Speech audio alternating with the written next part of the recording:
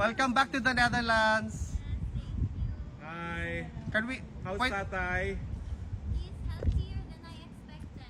Healthier than you expected, huh? Healthier than I expected. Oh, Ayun, as usual, he sends his warm regards to everyone, to the supporters for, of course, the unwavering love and support. Yes.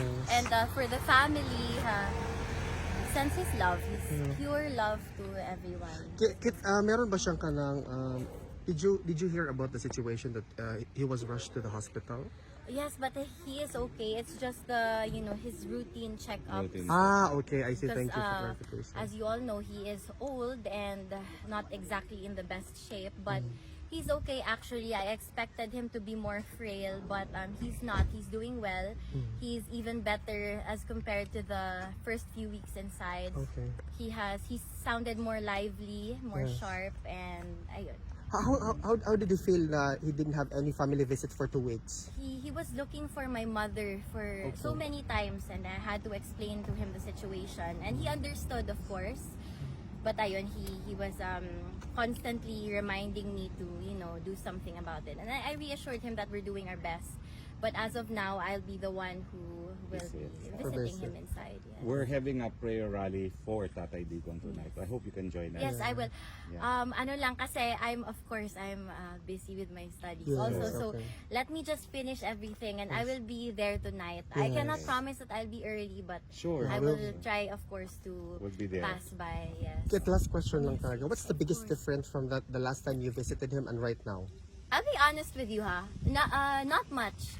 I was so worried when I was in the Philippines. I was so worried that when I've been asking my siblings and the lawyers, can you tell me what to expect? Should I expect a thinner dada, a thinner papa? They kept reassuring me na he's doing good, there's no difference. And when I saw him inside, ayun nga, they were right. The only difference is he now has a long beard. It's color white, and he does have white colored eyebrows now. And ayun, but his hair, ayun, maarte kasi yun. So meron siyang daily, hindi naman daily, siguro weekly hair dye. So ayun pa rin. Excellent. Hindi na siya pure black, may pagka blonde siya. So yes. Kit, also last question. Importante kasi ito kasi this is a very big victory for the entire Filipino people. Alam niya ba na nanalo with respect sa Supreme Court? Yes, and he's Si Tita very Inday happy Sara. about it. He sends his regards to my sister, and he told her that he is extremely proud of her. Did you know that it was a unanimous Supreme Court decision? Yes, he knows about all of that.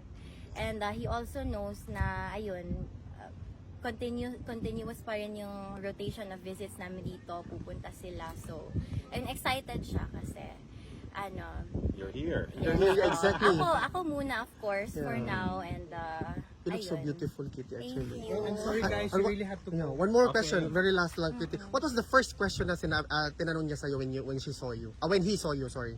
Actually, it wasn't a question. He said, ang laki ko na daw. He did in a way na A woman, lumapad ako. yeah. But I think he You grew taller. thinks that I'm taller now. Maybe it's because of the, the slippers I'm wearing. But kasi he was wearing flat slippers. So I Yeah. think this added to my height. But ayun, he was surprised to see me. Yeah.